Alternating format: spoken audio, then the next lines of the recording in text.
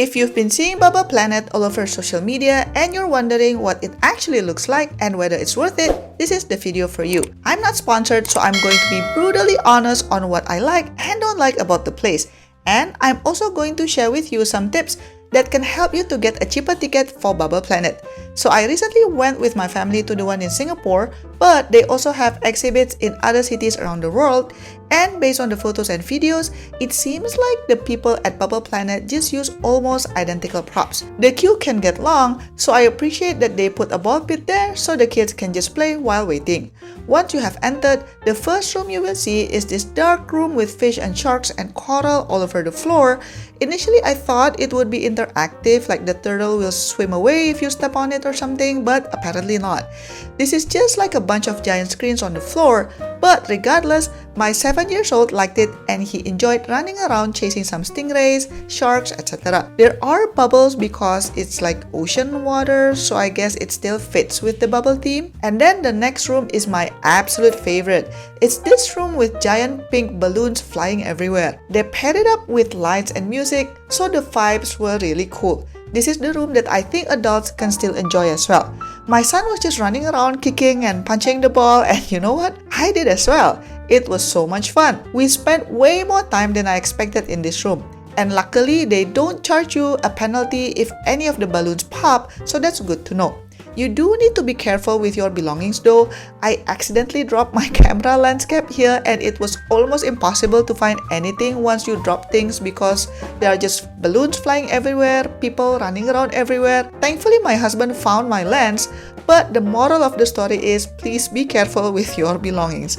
Another thing to note is that if you have a toddler like a 2-year-old or those who are just learning to walk, I think it will be safer for you just to carry them because we don't want them to fall down and accidentally get trampled or something, right?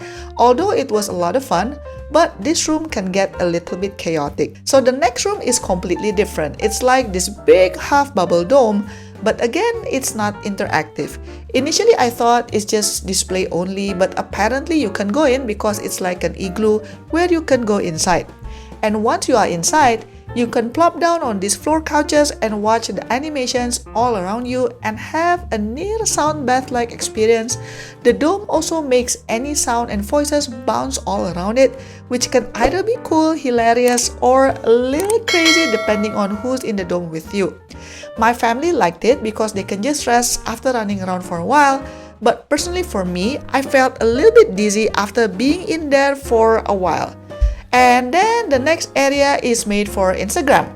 It's a bunch of small rooms with props to take pictures with. The yellow duck bathtub in particular has a long queue. And there's this red room in particular where you're supposed to be able to surround yourself with a big bubble, but unfortunately it was broken when I was there. And then there are other small rooms with swings, stairs, etc. For me, this section is a little bit boring except for the yellow ducks. But I can see why some people would like it, especially for social media, right? And then the next room is filled with silver balloons. So similar concept to the pink balloon room with light show and balloons everywhere, but somehow this one doesn't quite hit the spot. I guess because the room is way smaller and there weren't so many balloons, so it feels quite empty and bare. Maybe because many of the balloons pop already or something, I'm not so sure. What's different about this room is that they have wind blowers at the corner. I think it would have been more fun though if they had like triple the amount of balloons here. By the way, some rooms have mirrors as their floors, including this one.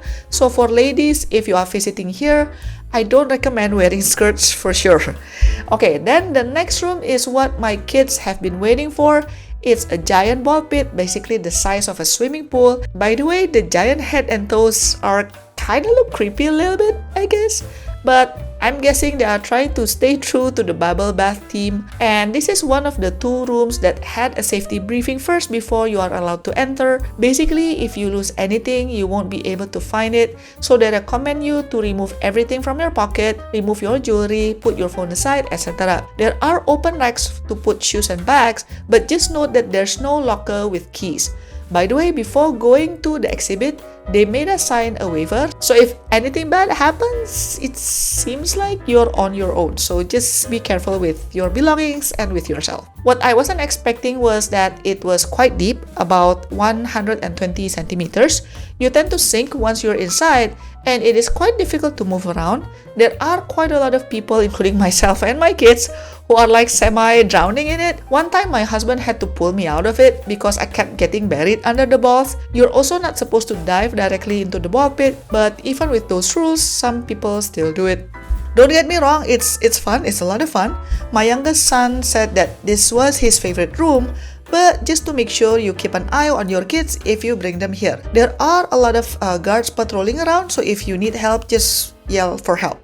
To get in and out, use the staircase on the side, and trust me, it's much easier and safer that way. After a snack break, we went to the next room, which is some kind of infinity room with bunch of balloons on top and crazy projector works on the wall. This is one of those places where I want to just stop and stare into the infinity for a moment, but it was boring for my kids and they are pulling me to move on. I would have loved to sit around for like 10 minutes or so.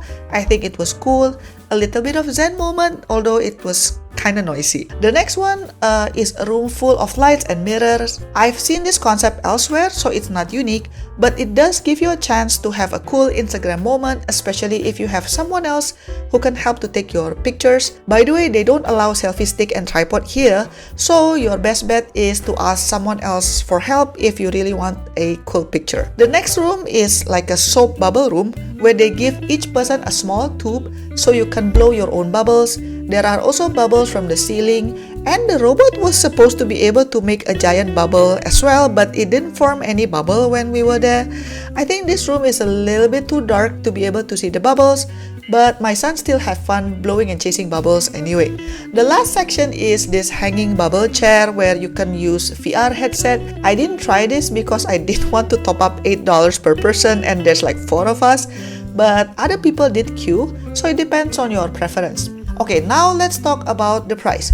They have different prices where weekdays are cheaper than weekends, but the trick here is, seems like they forgot to take public holiday into consideration. So for example, as you can see here, 1st of January falls on a Wednesday, but it has the lowest price simply because it's a Wednesday. So if you want to get a cheaper price without skipping work, try to book on a public holiday that falls on weekdays. They also have a different pricing structure for locals versus foreigners, but when I was there, my ID wasn't checked. We just had to show the ticket QR codes and that was it.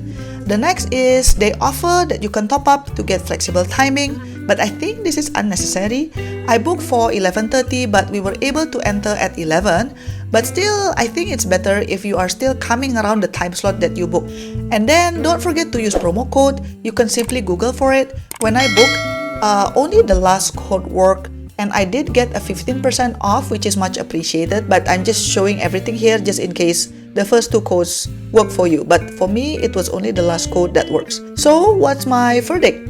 Well, I think it depends. If you have young kids, I think this is a great way to spend quality time and create memories. We stayed there for over 2 hours, but if I'm alone, I could probably finish everything in like 45 minutes or so.